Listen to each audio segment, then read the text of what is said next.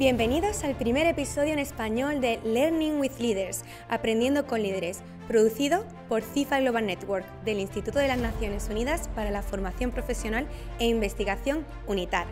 Yo soy Andrea Ríos y le invito a acompañarme mientras conversamos con algunos de los referentes internacionales más destacados del momento, explorando sus logros, aprendizajes y descubriendo la persona detrás de su liderazgo. No olvide seguirnos para no perderse los próximos episodios porque traemos invitados con historias inspiradoras. Ahora sí, bienvenidos a Learning with Leaders. Comenzamos. Diplomático de carrera, Luis Gallegos ha dedicado casi 6 décadas al servicio internacional. Embajador de Ecuador en países como Australia y El Salvador y representante del país ante las Naciones Unidas en Nueva York y en Ginebra. Ha ocupado cargos de alto nivel trabajando con destacados líderes mundiales. Se ha consolidado como un referente global en derechos humanos, dejando un legado que trasciende fronteras y generaciones. Bienvenidos a Learning with Leaders, Aprendiendo con Líderes. Hoy tenemos el gran placer de contar con la presencia de Su Excelencia Embajador Gallegos. Muchísimas gracias por participar en el episodio de hoy. Muchísimas gracias. Es siempre un honor y además muy agradable la conversación contigo. Muchísimas gracias. Luego hablaremos de su gran trayectoria, de su gran carrera como diplomático. Pero antes, ¿quién es Luis Gallegos? Es difícil autodefinirse a uno mismo. ¿Quién es? Quizás mi mujer podría hacerlo mejor que yo en términos de esto, pero yo soy diplomático, soy un funcionario del Servicio Exterior de Carrera del Ecuador.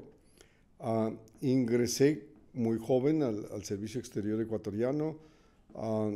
Estudié Derecho, tengo un doctorado en Derecho, una licenciatura en Ciencias Políticas, una maestría en Diplomacia de la Universidad de Fletcher y Harvard. He estudiado muchas cosas, he enseñado muchas cosas. Hoy en día soy más profesor que en distintas instituciones del mundo. Mi vida profesional llevó a que tenga muchas actividades dentro del concierto internacional y lo que hago hoy en día es, soy presidente del directorio de UNITAR. Después de 6 años voy a terminar entregando la presidencia. Soy presidente de la Fundación de la Iniciativa Global para Envejecimiento. Soy presidente del World Institute on Disability. Soy miembro de una docena de directorios, de boards of directors que van desde sectores empresariales a sectores de discapacidad, a sectores de derechos humanos. Tengo vinculación académica con varias instituciones alrededor del mundo, con Harvard, con American University, con la Universidad de Syracuse, con la Universidad de Malta, con la Universidad de Shanghái. Tengo intereses, escribo columnas de opinión y tengo una vida muy activa en términos de invitaciones a conferencias para tratar distintos temas. Tengo fundamentalmente mi concentración es derechos humanos, discapacidad y ahora envejecimiento, mayores adultos, longevidad, pero también trato temas como los robots asesinos, o las armas autónomas letales, los temas que tienen que ver con tortura, los temas que tienen que ver con derechos humanos y transnacionales en términos generales. Parecería un campo muy amplio, pero cada uno tiene una especificidad. Y eso ha marcado un poco el diario aprendizaje de tratar estos temas, tratando de profundizar cada vez más y viendo las variables de un mundo cambiante constantemente, en donde todos los días hay nuevos retos para la humanidad en general. ¿Y cómo se definiría como persona? Otra pregunta difícil, porque cómo me definiría resulta ser un ejercicio de reflexión. Creo que en definitiva es un aprendizaje diario. es una constante diaria de ejercer la curiosidad y la lectura y el conocimiento de lo que está pasando en el mundo para poder tratar de definirlo, interpretarlo, buscar soluciones, apoyar a soluciones. Creo que ha sido una etapa extraordinaria en la que he vivido en términos de que yo comencé con un sistema de lectura diaria de periódicos a lo que estamos hoy, que es instantáneo en los teléfonos, de un conocimiento cada vez más rápido, una tecnología cada vez más importante y desconcertante a la vez, pero con un mundo que evoluciona a una rapidez que muchas veces desconcierta a los actores, y todavía estamos aprendiendo a ver cómo tiene un impacto en las decisiones individuales y colectivas, ¿no? Porque yo creo que tiene un impacto definitivamente en cómo uno conduce la vida, el nivel de información que uno dispone, y hoy dispone quizás un exceso de información o la incapacidad de digerir tanta información, y al mismo tiempo esto define conductas que muchas veces son inesperadas en el contexto de la vida de las personas y de los colectivos. Quiero un poco retroceder a sus comienzos. ¿Cómo fue el inicio de su carrera en el ámbito internacional? ¿Qué le inspiró? ¿Cómo ocurrió? Bueno, en principio mi padre fue diplomático, entonces yo por la primera vez que salí del Ecuador fue a los 5 años, fuimos a Nueva York, él trabajaba en Naciones Unidas. Mi primer contacto con Naciones Unidas fue durante yo regresé al Ecuador porque un diplomático sale por un tiempo y regresa, entonces mi padre regresó cuando yo tenía 9 años, regresamos al Ecuador, y luego salió nuevamente a Nueva York como embajador alterno, y entonces ya yo tenía 12 años hasta los 15, 16 años, ya más consciente de un mundo en conflicto. Yo asistí a la crisis de los misiles en Cuba, dentro del Consejo de Seguridad, vi cómo funcionaba Naciones Unidas, e increíblemente para mí, yo regresé a Naciones Unidas de embajador del Ecuador. He sido embajador de Nueva York 3 veces, y la primera vez que fui de embajador a Nueva York, claro, yo era facilitador de la reforma del Consejo de Seguridad, vicepresidente de la Asamblea General, era miembro del directorio de UNICEF, del PNUD, y también dirigí misiones al Congo y a otros lados. Pero una de las cosas que cuento yo anecdóticamente es que mi mamá visitó Nueva York en esos días, y claro, como llegó a mi casa, le dije, almorcemos en Naciones Unidas, que ella fue esposa de un embajador en Naciones Unidas, entonces ella conocía muy bien el tema.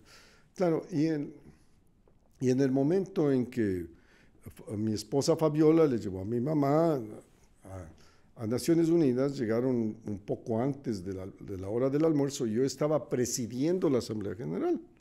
Entonces estaba sentado en el podio presidiendo la Asamblea General.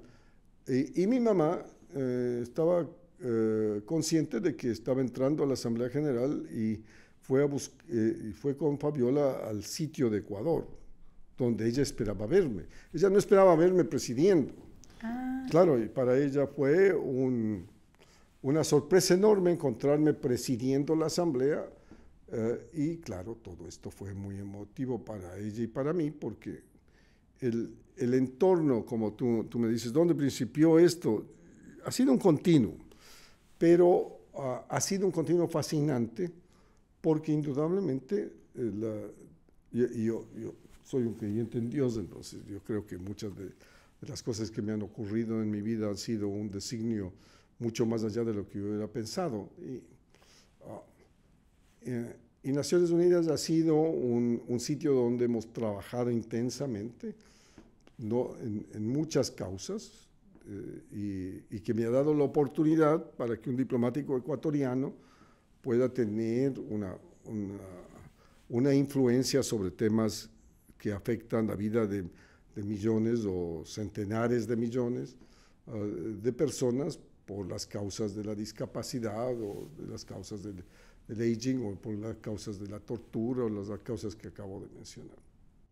¿Fue siempre una aspiración trabajar en el ámbito internacional, ser diplomático, trabajar en Naciones Unidas, o fue algo, como usted ha comentado, que Dios, ¿no?, le puso ese camino? Yo al principio yo pensaba más bien ser abogado. Mi papá quería que yo sea abogado, él era abogado, yo me doctoré para trabajar en la abogacía. Él no le gustaba mucho la idea de que yo sea diplomático. Un poco el entorno vino a que se definiera, el Ecuador constituyó una carrera diplomática en los 60 y por lo tanto yo ya ingresé con un tema que era importante, con cierta certeza de ser no un diplomático de gobierno, sino un diplomático de carrera, que con las variables de gobiernos no cambiaba y la agenda era el país, o sea, era un asunto de Estado más que ninguna otra cosa, con posiciones que no se cambiaban porque venía un nuevo gobierno. Yo creo que los gobiernos tienen su propósito en una democracia, pero que los gobiernos asimismo deben respetar los principios del país y no ser veleta de los intereses de otras potencias o otros países. Ha sido embajador de Ecuador en múltiples lugares, Estados Unidos, El Salvador, Bulgaria, Australia. ¿Qué nos puedes contar de toda esta trayectoria como embajador? ¿Qué significa ser embajador de un país, entrar a una habitación y que representes a tantos millones de personas? Bueno, como estábamos hablando, no siempre fui embajador muy joven. Eso es verdad, porque yo ingresé muy joven a la carrera y el canciller del Ecuador, Diego Cordovés, que había sido subsecretario general político de Naciones Unidas, fue nombrado canciller del Ecuador y él inició un proceso de concursos. Yo gané el concurso mucho antes de la edad. Normalmente un embajador ecuatoriano que llega a ser, digamos, un funcionario de carrera ecuatoriano para llegar a ser embajador llega normalmente a los 50 años, o sea, teniendo 25 o 30 años de experiencia. Yo llegué antes por este concurso. Entonces, he sido embajador en tantos sitios, pero al mismo tiempo muy pocos han sido embajadores 3 veces en Nueva York y 3 veces en Ginebra. El multilateralismo me ha definido en mucho y la embajada más compleja que he manejado ha sido la de Estados Unidos. La relación con una potencia como Estados Unidos siempre tiene para un país, cualquier país del mundo, una enorme complejidad, cualquier circunstancia histórica en que viva. Y yo creo que eso ha definido en mucho mi vida. Y un poco el tema es, si yo aspiraba a ser diplomático, yo en realidad, no tanto en términos de decir que la diplomacia era el objetivo fundamental. Yo creo que el objetivo fundamental es ver cómo servir de vocero a quienes no tienen voz. Era fundamentalmente la idea que yo tenía de joven, ¿no? Y devino en poder hacerlo en un determinado momento al tratar de derechos humanos. Claro, porque además su carrera también se ha basado en proteger esos derechos humanos en diferentes áreas de trabajo, en diferentes temáticas. ¿Cómo fue comenzar su nueva carrera también enlazada con Naciones Unidas y derechos humanos? Bueno, uno de los temas fundamentales era derechos humanos, porque las 3 patas de la banca de Naciones Unidas eran seguridad, desarrollo y derechos humanos. Y no hay, digamos, la combinación de los 3 es lo que hace un mecanismo internacional funcionar. y obviamente vivir en paz es uno de ellos, y el desarrollo, o sea, tener un bienestar colectivo en términos de bienestar general y obviamente el respeto a la esencia humana, ¿no? Pero el momento que principié a trabajar en derechos humanos fue en la Organización de Estados Americanos. En la Organización de Estados Americanos yo era consejero del Servicio Exterior entonces, en los 70, y comenzó lo que fue el advenimiento de una doctrina de defensa de los derechos humanos, y los americanos también entraron con el presidente Carter en el respeto a los derechos humanos. Y yo vi allí una enorme oportunidad de buscar que se asentara esta teoría. El Ecuador siempre ha tenido una acción muy positiva en términos de derechos humanos, tanto que el primer alto comisionado aquí de derechos humanos fue un embajador ecuatoriano, Ayala Lazo, y así comenzó la Oficina de Derechos Humanos aquí. Pero la enorme y espectacular dimensión de los derechos humanos fue otro de los temas relevantes, hoy en día cuestionados por muchos de los sectores. El respeto a los derechos humanos es uno de los elementos fundamentales de las relaciones internacionales. Y obviamente el trabajar en la diplomacia me permitió también ser presidente de la Conferencia de Desarme aquí. Yo fui vicepresidente de la Comisión de Derechos Humanos en mi primera embajada aquí, luego vicepresidente del Consejo de Derechos Humanos.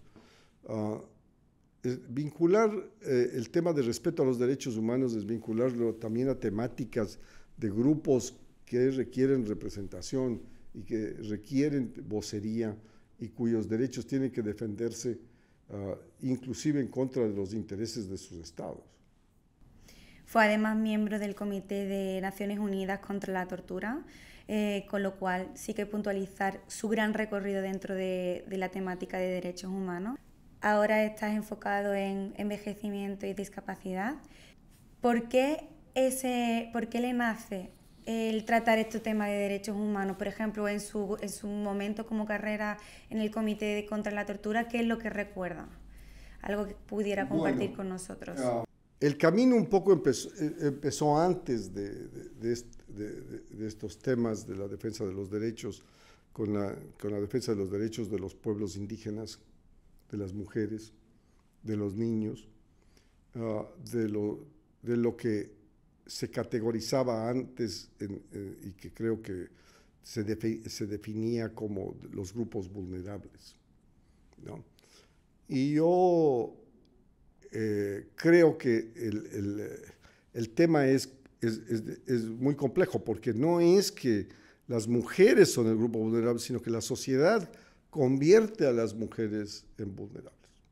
La sociedad, no es que un niño sea vulnerable, se convierte a los niños en vulnerables por el trato y la discriminación que se tiene. Y lo mismo en temas indígenas o afroecuatorianos o afroamericanos o africanos, en términos de tema de raza, entonces ese tipo de discrimen que tenemos en las sociedades globales y que hoy regresa con un ímpetu por la polarización, siempre ha sido uno de los temas que yo he pensado y he creído que es necesario tener la capacidad de defender esos derechos intrínsecos. O sea, los derechos humanos no son concesiones, son de la esencia misma de la persona. Y quizás esa experiencia diplomática de mis padres y de mis abuelos y me permitió conocer estas diferencias, conocer el mundo islámico, conocer el tema del trato de género en distintas actitudes, conocer de lo que ha ocurrido. Entonces, claro, cuando me eligieron, porque fue una elección para ser miembro experto del Comité contra la Tortura, yo fui elegido a título personal. No necesariamente esto es un tema que gusta a los estados, el que uno sea miembro y critique a los otros estados sobre el tema de tortura, y es la Convención contra la Tortura y otras penas y tratos degradantes. Entonces, claro, violencia contra la mujer era uno de los temas, ¿no? El tema está en cómo vinculas el trato de una diferenciación de derechos humanos en el manejo de una diplomacia contextual. O sea, yo creo que los estados que han firmado los convenios, los 10 convenios que han creado estos comités de monitoreo en la Oficina del Alto Comisionado para Derechos Humanos, están regidos porque ellos firmaron y ratificaron esos convenios y tienen que obedecerlos y tienen que monitorearse, tienen que controlarse, porque no todo es lineal. Los estados pueden defender hoy y viene un gobierno y cae. O sea, el problema es que tiene que ser constante el monitoreo por parte de los especialistas del tema del cumplimiento de esos derechos humanos. Era un momento difícil porque yo fui miembro del Comité contra la Tortura cuando los americanos habían sufrido unos años antes del ataque a las Torres Gemelas y por lo tanto habían legitimizado en parte la tortura y la crítica al tema del uso de la violencia y los tratos inhumanos y degradantes. Entonces, no fue una etapa fácil. No, ni lo uno ni lo otro. O sea, cada uno de estos temas tiene una complejidad, ¿no? Tiene una complejidad porque la sociedad discrimina en contra de las personas con discapacidad.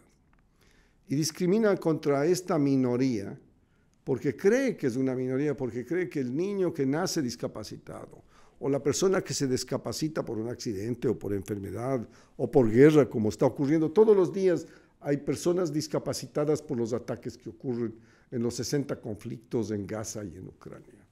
¿Ya? Pero ciertamente cuando cambias de chip y dices, bueno, yo a los 65 años, conforme vaya envejeciendo, voy a tener alguna discapacidad, entonces no solo son ellos, esta minoría en una esquina, sino somos nosotros. Entonces esos derechos que yo estoy defendiendo, son defendiendo también lo que me puede pasar a mí. Claro. Y ahí cambia una visión de la vida en donde dice, a ver, no es que estoy defendiendo el interés de la madre que está cuidando a su hijo con discapacidad, no, estoy defendiendo también el hecho de que van a haber muchos cientos de millones de personas que tengan Alzheimer, que tengan problemas de discapacidad, que en un momento determinado pueden volverse personas con discapacidad sin necesariamente quererlo. Yo no soy un especialista en discapacidad, yo no soy un especialista en ancianidad. Entonces, yo soy un diplomático que trata de negociar y poner a estos 193 países de acuerdo en cómo deben tratar a futuro a estas personas, qué derechos se deben dar a estas personas y garantizar ese derecho. Y fundamentalmente lo que estamos hablando es de la dignidad, o sea, de las personas, darles la dignidad que merecen durante su vida, y en el caso de los mayores adultos como yo, el que podamos morir con dignidad.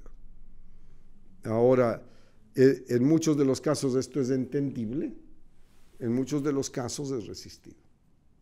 Muchas sociedades no aceptan cambios como estas dimensiones, consideran que los derechos humanos normalmente no son un tema que impera sobre sus legislaciones internas y tienen visiones obstruccionistas, ¿no?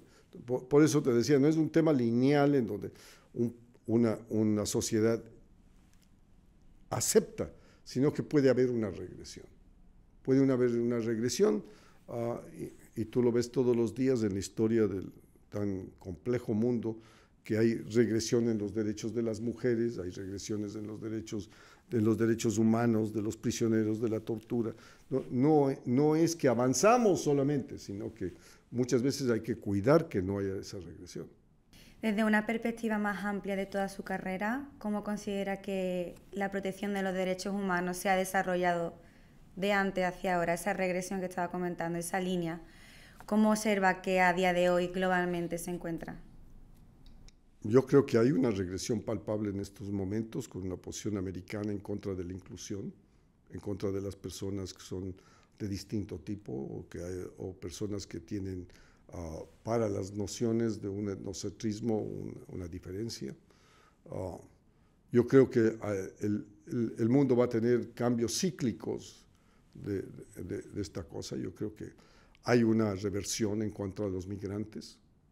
Yo creo que el tema migratorio está afectando a la composición de los países. El tema migratorio, hablando económicamente de migrantes económicos, ha sido el que ha sostenido el desarrollo de Estados Unidos y de Europa por el decrecimiento de la fertilidad y por la carencia de mano de obra.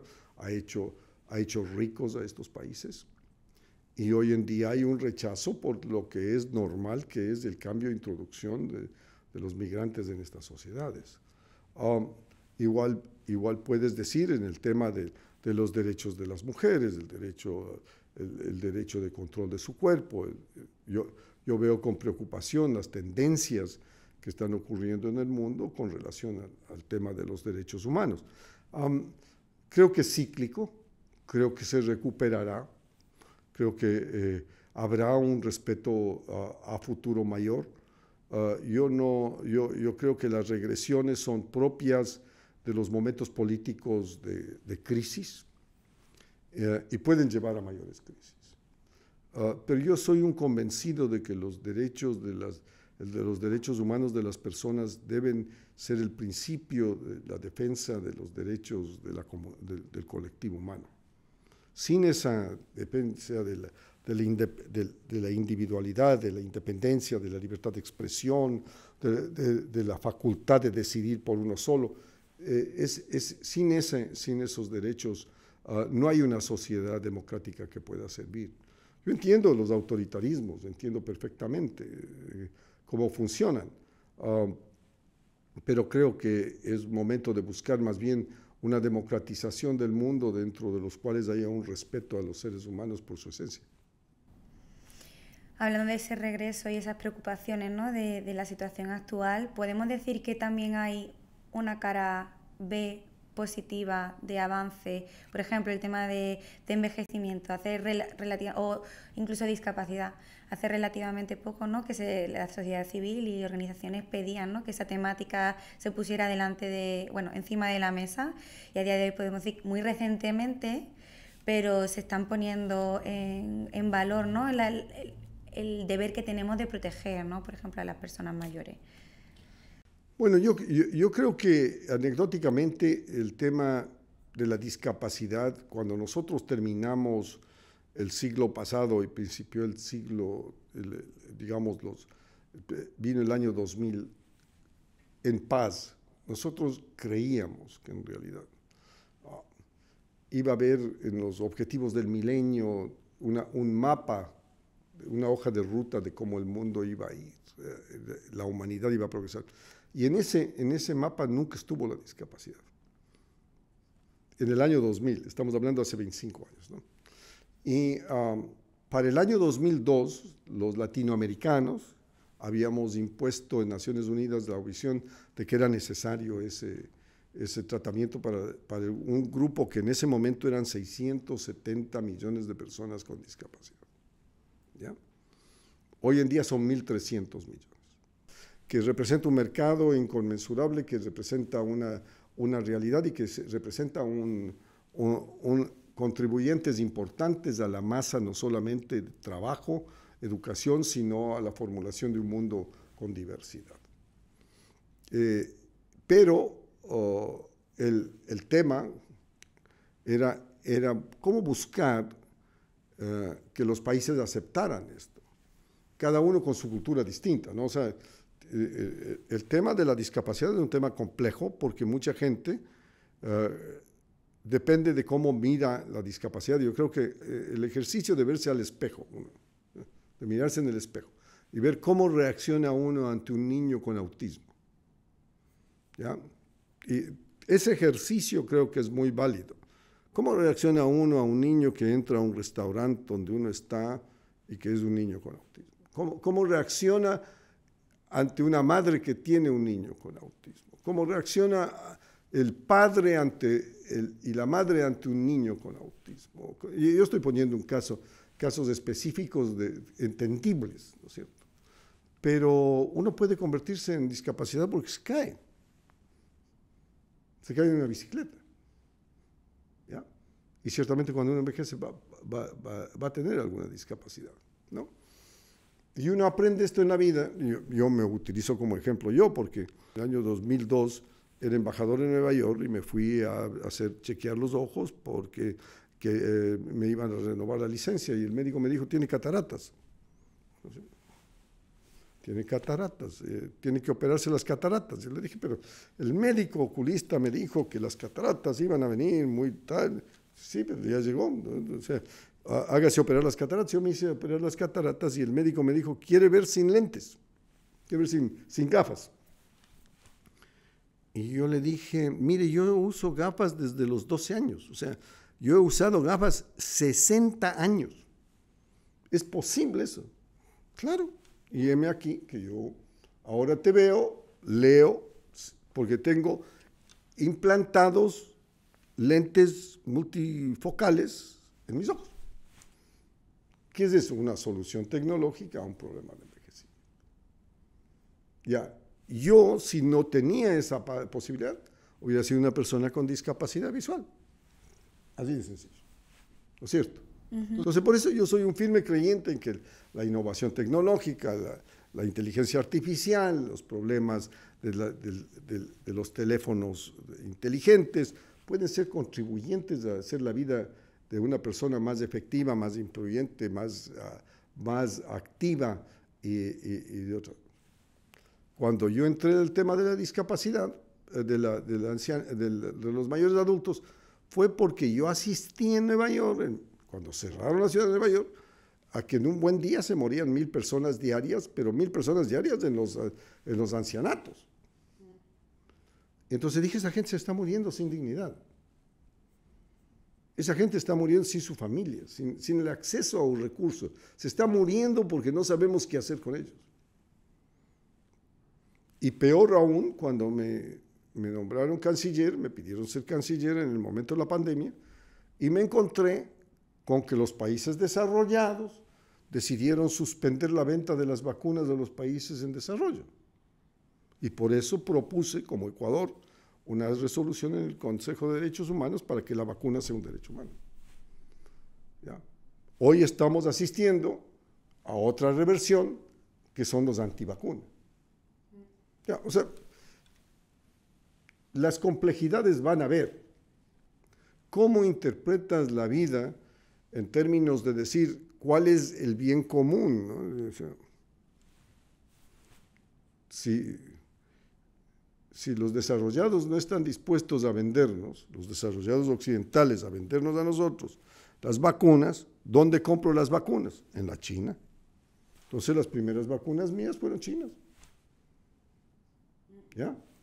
Y yo no puedo dejar de pensar que en un mundo de equilibrio es necesario resoluciones como las recientemente aprobadas en la OMS, donde haya una hoja de ruta en donde nos pongamos de acuerdo la comunidad internacional, los que quieran de la comunidad internacional, tener un patrón de comportamiento que garantice esa dignidad, que garantice los derechos humanos y que proteja a la humanidad.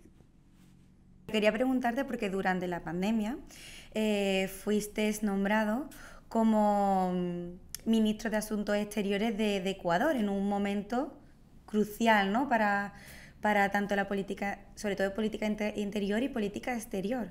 ¿Cómo viviste ese momento? Bueno, a mí me pidió el presidente que yo regrese al Ecuador para hacerme cargo justamente por la pandemia, ¿no? Y son momentos en la vida de uno que uno dice, el bien común, yo he sido diplomático ecuatoriano toda mi vida, y es necesario y mi país me necesita. Fueron momentos extremadamente difíciles, pero también momentos en donde uno ve la incapacidad de los estados del mundo de enfrentar lo que es una pandemia. Porque nadie sabía exactamente qué era esto, ¿no es cierto? nadie sabía cómo solucionarlo. Sí, había la perspectiva de que iba a haber una vacuna o una que le llamaron vacuna, pero que a la larga estamos conviviendo todavía con el COVID-19, estamos viviendo con las variables del COVID-19. Lo que pasa es que en un momento de disonancia cognitiva ya no usamos las mascarillas. Entonces ahora la influenza o el COVID-19 es parte de lo que hemos absorbido como conducta, pero eso no quiere decir que no se muera gente con esto. Yo creo que nos enseñó una grave lección de la incapacidad de gobernanza, de la incapacidad de los sistemas de salud, de los sistemas sociales, de controlar lo que es una epidemia de este tipo. Creo también que hay un momento de un conflicto y polarización en estos momentos en el mundo que nos lleva a tener la necesidad de afincarnos en bases esenciales del convivir internacional. Si no hay esas bases esenciales, lo que va a haber es una reacción a las cavernas, ¿no? Y aquí están jugando los países a armas nucleares como si fuera un juego, cuando las armas nucleares pueden destruir a la humanidad. Y los actores internacionales que poseen armas nucleares están tan frescos invirtiendo en mejorar el arma de destrucción masiva. Por eso yo creo que todas las armas de destrucción masiva, sean atómicas, biológicas, químicas, deben ser eliminadas, que es la única manera de garantizar al mundo que no desaparezca.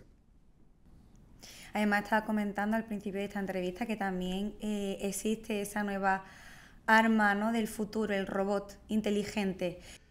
Hace algunos años yo presidía un comité dentro de Naciones Unidas, porque yo era presidente de la Conferencia de Desarme, y el mecanismo de desarme creó un grupo de trabajo sobre armas autónomas letales.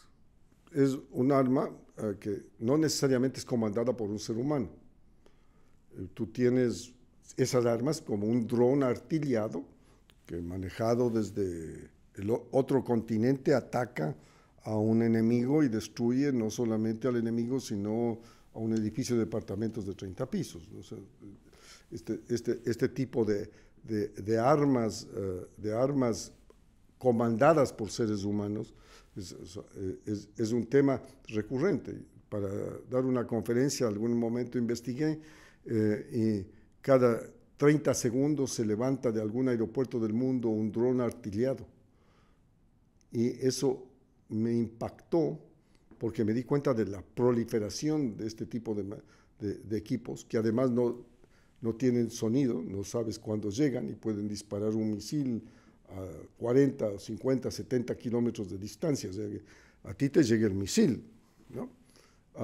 Y la muerte de civiles es considerado daño colateral.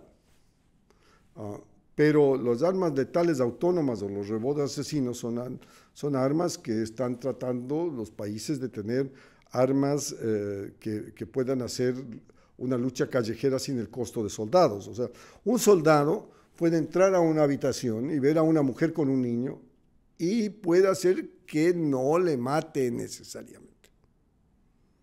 Pero un robot mira calor y movimiento y dispara un misil sin medir consecuencias de que si es mujer, niño o perro. ¿Ya? Yo creo que eso es un debate ético que debe tener el mundo respecto a cómo se debe tratar este tema de armas autónomas letales. Porque si se llega a un punto con inteligencia artificial, va a definir la vida y la muerte de seres humanos inocentes, cuando nosotros tratábamos de evitar que haya personas civiles que mueran. Pero estamos fracasando absolutamente si uno ve lo que está ocurriendo en Ucrania y en Gaza. ¿Considera que en este tema de armamentístico no hay límite a día de hoy? Yo creo que el mundo tiene etapas históricas en donde hay cierto nivel de raciocinio lógico. Después de la Segunda Guerra Mundial, cuando se botaron las dos armas nucleares en Hiroshima y Nagasaki, el mundo se propuso la no utilización de armas de destrucción masiva. y firmaron una serie de convenios respecto al tema.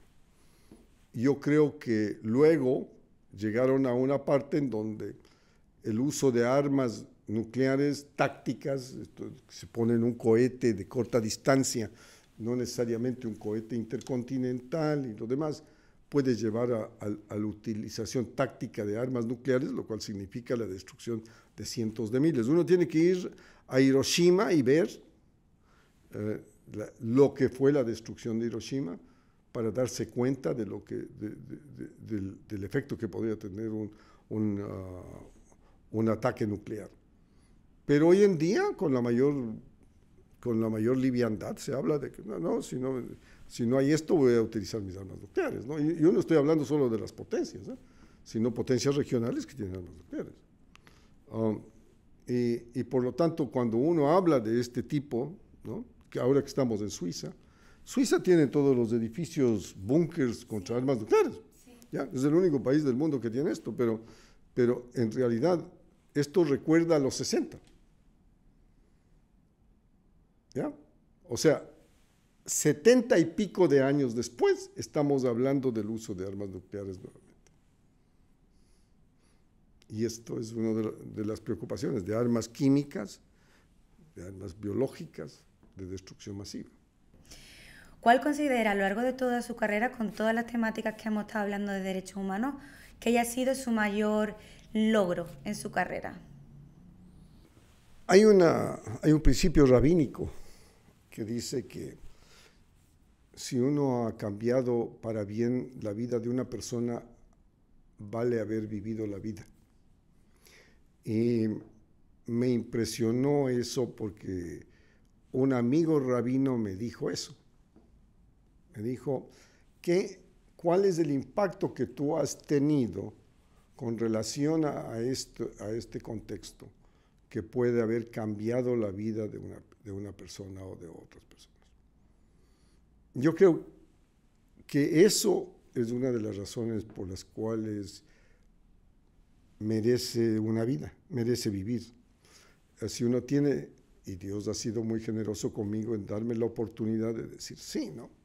Yo camino por el mundo y veo los pupos estos, los dots estos que usan los ciegos en las veredas, y veo las rampas de las sillas, y digo, yo soy uno de los que aporté a eso. Yo camino por el mundo y veo a una persona que me expresa la dignidad. Yo trabajo mucho con Olimpiadas Especiales en un capítulo de discapacidad que aún es considerado todavía está muy lejano a tratarse de su profundidad, que es la discapacidad intelectual, ¿ya? Pero yo me veo rodeado de personas de mi edad que tienen embolias cerebrales o que tienen Alzheimer, y yo me considero uno de los candidatos a poder tenerlo. Entonces, por eso, regresando a la pregunta, es ¿cuál es la esencia de lo que estás tratando, ¿no? Es multidimensional, multisistémica, tiene complejidades enormes y conforme profundiza se vuelve más complejo, ¿no? Pero eso mismo es la responsabilidad de quienes trabajamos en estos sectores, de quienes tenemos que defender, el dar la voz de alerta a que está pasando esto, ¿no? La gran regresión, los capítulos en contra de la diversidad, la afectación a los derechos de grupos que ya habían obtenido esos derechos y que en sociedades regresan, o sea.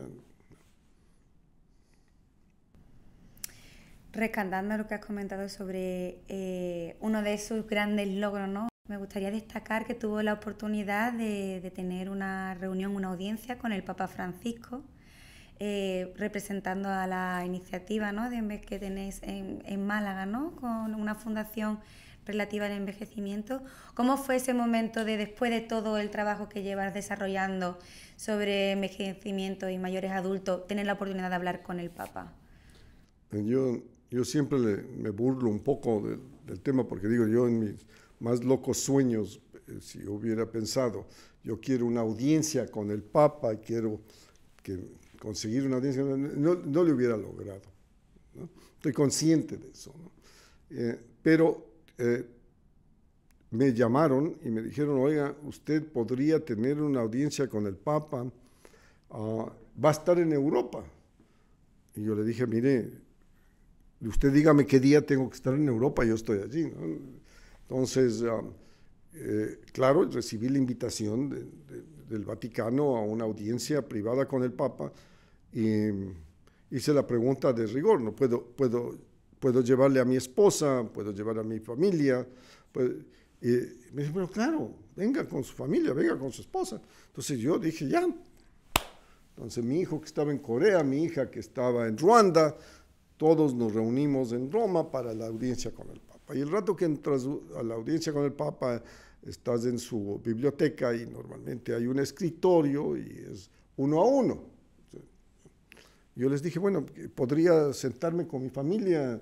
Entonces acomodaron ese momento el escritorio, el Papa Francisco fue muy gentil y dijo, claro. Entonces conversamos y todos que me han ayudado, todos, mi mujer especialmente es el bastión que yo tengo y mi ayuda y mi orientación. Pero mis hijos también han estado en esto, entonces conversamos con el Papa. Y salimos con ese sentimiento y emoción de haber estado con el líder de la iglesia, pero además con ese aliciente de decir continúen dando voz a esta gente, continúen tratando de que haya un tratado de estos, continúen protegiendo los derechos, es necesario la protección de los mayores adultos. Y me contó una anécdota y me dijo, mira, yo cuando era obispo de Buenos Aires fui a un ancianato y me senté con una mujer. Y la mujer me contó que ella tenía 4 hijos y 6 nietos y que le venían a ver constantemente y que le querían mucho y que ella vivía feliz y que muchas gracias por haberme venido a visitar el obispo de Buenos Aires. Y mientras salía caminando con la monja, ¿ya? La monja le dijo, lo que te dijo es mentira. Nadie la viene a ver. ¿Ya? Y entonces, en la ilusión de esta mujer, estaba a sentirse querida después de haber aportado toda su vida a sus hijos. Y esa irracionalidad en muchos de los casos, en términos de decir, bueno, ese comportamiento se debería hacer, nace de este sentimiento de aislamiento, de no protección y demás, ¿no? Yo creo que nos falta mucho a los seres humanos para hablar de temas emotivos o que causan esas reacciones, ¿no? Porque es preferible hacer una simbiosis, una disyuntiva cognoscitiva de no tratarlo. Es más cómodo no tratarlo, no incomodar a la gente, ¿no? Yo preguntaba una vez en un viaje a África cuál era el problema central y era la demonización de la discapacidad. ¿Ya? La demonización de la discapacidad es decir, el niño está discapacitado porque seguramente su padre o su madre fueron embrujados, fueron sancionados por algo que hicieron durante su vida. Es un castigo. Y tú tiendes esta tendencia a decir, por valores religiosos, por la manera de conducción, la manera de hacer esto. Entonces, es por eso el ejemplo del espejo, ¿no? Mirarse al espejo y ver cómo uno reacciona ante una persona con discapacidad o una persona anciana o una persona que tiene otras limitaciones. Yo he estado en Congo, en el este del Congo, yo he liderado misiones al este del Congo, donde la violación de las mujeres es un arma de guerra. Y fue una misión que me cambió la vida, porque yo primera vez que observaba lo que es limpieza étnica. Entonces, cuando uno dice, no, aquí hay que regresar y hay que decir esto, que esto está ocurriendo. Bueno, yo lideré la primera misión al Congo en el 2003. Y hace 2 meses hubieron ataques en Goma en donde justamente uno de los problemas centrales era la violación. Y ahí fue la primera vez que asistí a una clínica de violación de mujeres, que entre paréntesis, uno de los médicos ganó un premio Nobel, y yo me di cuenta de la atrocidad que significaba eso. Entonces, hay momentos en la vida de una persona que este tipo de cosas le cambian y le hacen pensar que es necesario hacer los esfuerzos que uno pueda por tener esa consistencia, o por lo menos explicar esta consistencia a los otros seres humanos que pasan su día a día sin darse cuenta de que esto está ocurriendo, y si llega a la noticia, pues la prefieren poner a un lado porque es desagradable. Como gran defensor de los derechos humanos, ¿quién ha sido tu gran inspiración? Mira, yo creo que hay personas en la historia contemporánea que han sido extraordinarios defensores, ¿no? Como Gandhi o Luther King, pero hay muchísimos más que son esas personas que no se las conocen, ¿no? Cuyos nombres no aparecen en los léxicos, que inclusive han sacrificado sus vidas por esto, ¿no? Yo creo, por ejemplo, que la Oficina del Alto Comisionado de Derechos Humanos hace un gran esfuerzo en esto. Como defensor de los derechos humanos, constantemente está reclamando la defensa de los derechos humanos. Pero es necesario para mí, como abogado, tener instrumentos vinculantes que obliguen a las entidades, que obliguen a los países a cumplimiento. No es un tema voluntario. Yo no creo que es un tema voluntario la defensa de los derechos humanos. Yo creo que es un tema obligatorio. Y no acepto esto de que vamos a ponernos de acuerdo y entonces las empresas y los núcleos sociales van a operar sobre el tema voluntario porque ellos quieren hacer bien. No. Quieren hacer bien porque hay una legislación que tiene que seguir y tienen que ir avanzando, porque los cambios son tan grandes que tienen que defenderse esos temas. Y es la esencia del ser humano. Una de las cosas que aprendí de muy joven es, si tú no estás dispuesto a defender tus derechos, si tú no estás dispuesto a defender los derechos de los otros, ¿con qué cara